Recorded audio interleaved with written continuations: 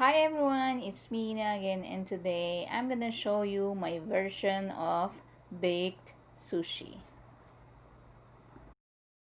So here are the ingredients that we need. We need California short grain rice. We also need a sushi seasoning or rice vinegar.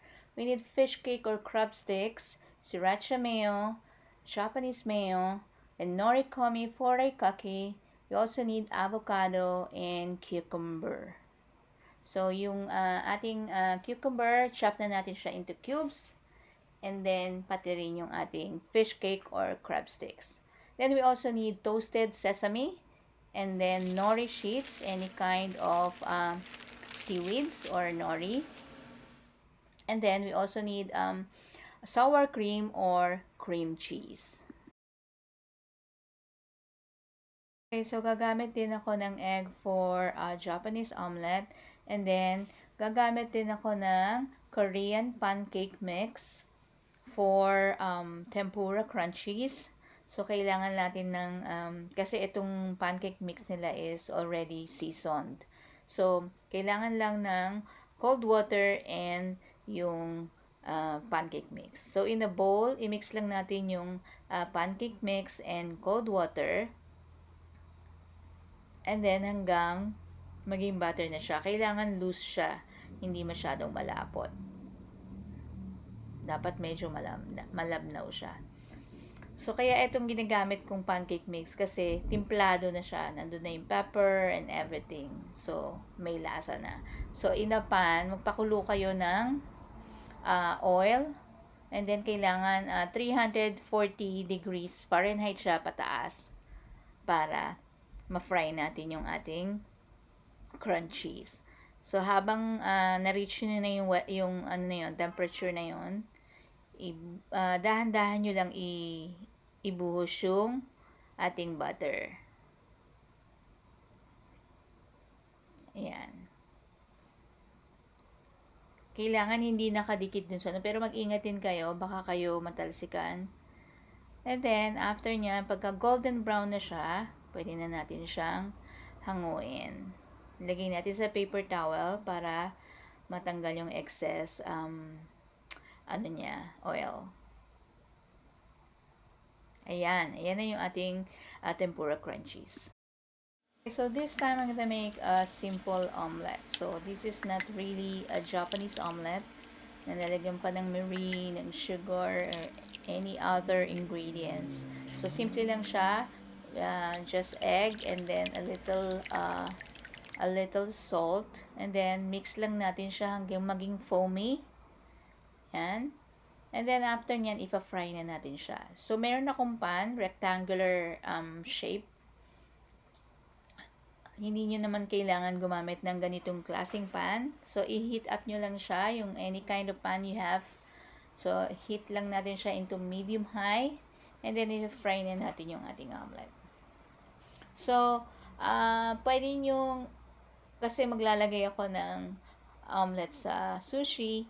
And then, if you don't like, this is optional. If you don't like to add some egg, it's okay. So, if you like this kind of procedure na rectangle, or pwede kayong gumawa ng chopped omelette or chopped eggs, fried eggs, it's okay.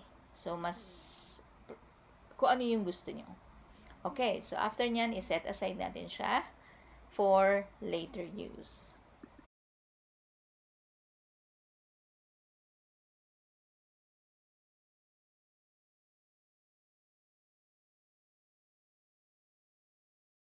Okay, so we're gonna make the sushi rice. So, yung ratio ng sushi rice is 1:1. 1 cup ng rice and then 1 cup of water. Rinse lang or wash thoroughly and then i-cook na natin siya or steam na natin sa rice cooker. So, I'm gonna make my avocado mayo dressing. So, combine lang natin yung avocado and then the sour cream or cream cheese and then the Japanese mayo. And then, lagyan natin ng konting salt. And then, using a hand mixer or blender, i-blend natin siya hanggang maging smooth.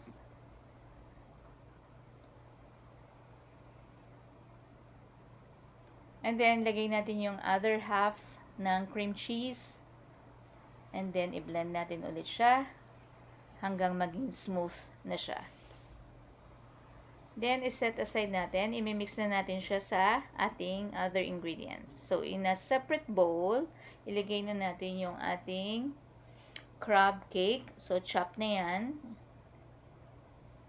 Kung nasa inyo yung kung gusto nyo malaki. And then, yung ating cucumber cubes. And then, lagay na natin yung ating avocado mayo dressing.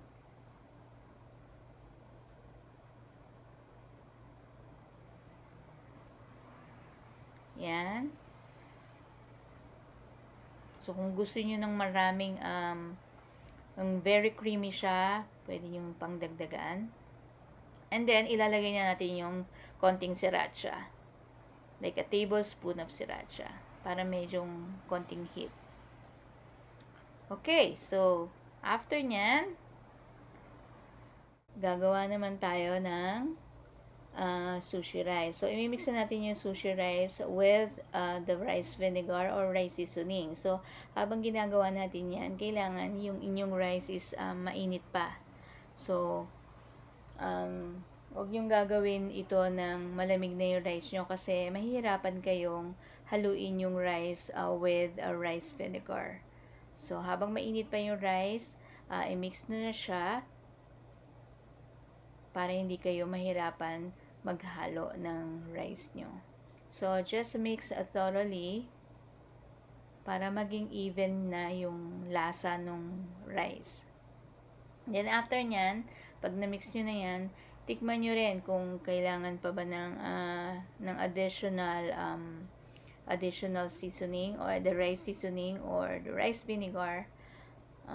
Kung kulang pa sa tamis, pwede nyo namang i-add pa ng konti. Okay, so, kung meron kayong, lalagay na natin yan sa ating lalagyan. So, kung meron kayong rectangle na, or, Pyrex, like this, so, doon natin ilalagay. So, sa bottom, maglalagay tayo ng toasted coconut. And then, yung ating tempura crunchies. Yan, ilagay natin sa ilalim para meron siyang crunch sa ilalim. Yan. So, it's up to you kung gusto nyo ilagay sa ilalim, gusto nyo ilagay. Kasi maglalagay pa tayo sa top. Then, ilalagay na natin yung ating sushi rice.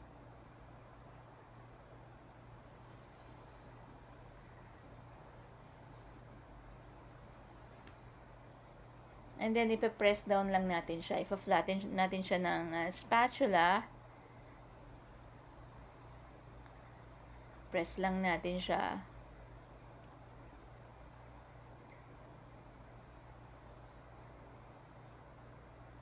Yan, pantayin natin. And then, pag nilagay na natin lahat ng rice dyan, isusunod na natin yung ating omelette. So, optional tong egg na to, no? So, kung ayaw nyong ganyan, pwede nyong i-chop yung inyong egg. So, kung ayaw nyo ng ganyan, it's okay. So, lagyan nyo ng yan, sa gilid. Pwede yung chop naman, okay yung chop. Pwede rin yung chop. Okay. Yan, ipipress nyo lang siya.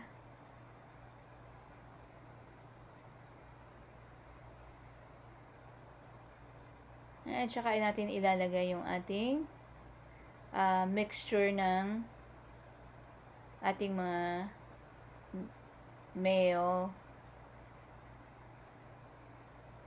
yung ating creamy toppings.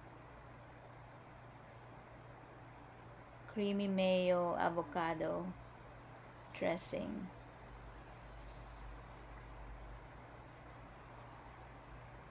Ayan. So, papantayin lang natin siya na ganyan. And then, ibe-bake na natin siya. Kailangan sinet nyo na yung inyong oven ng 375 degrees Fahrenheit. And then, after nyan, lalagyan natin ng additional tempura crunchies bago natin i-bake. Then, i-press down nyo. Ayan.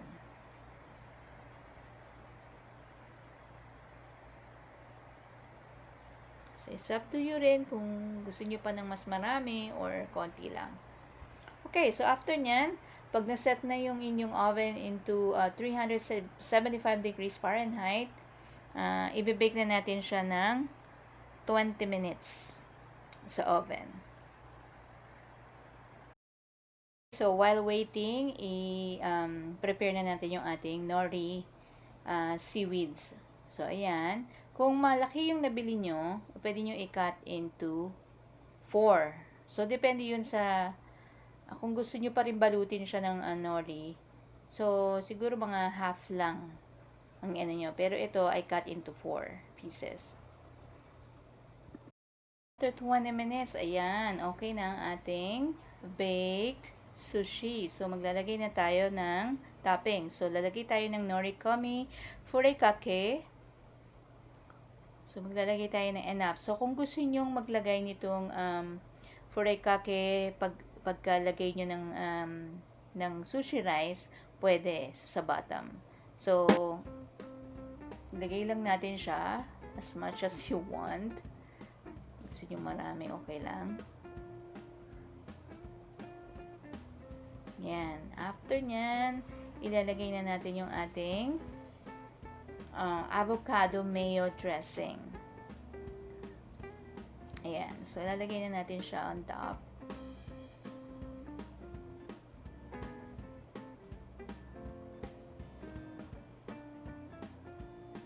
And then, the sriracha mayo.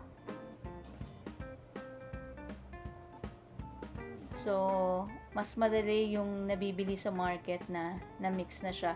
Pero, pwede naman na i-mix nyo rin yung inyong Japanese mayo sa sriracha.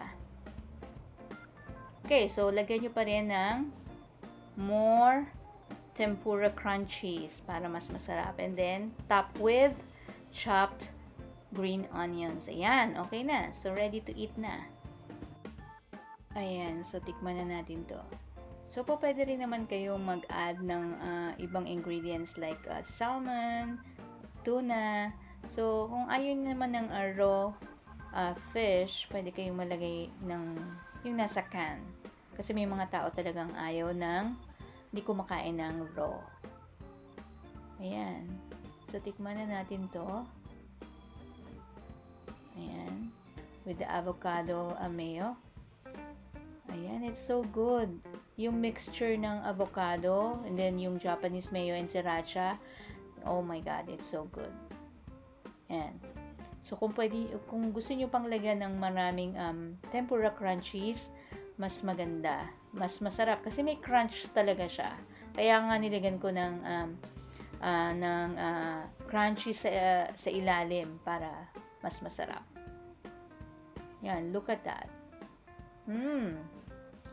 Okay guys, so I hope you like the video for today and the recipe for today. I hope na i-follow nyo rin tong recipe na to. It's really good. I can assure you. Okay, thank you guys for watching.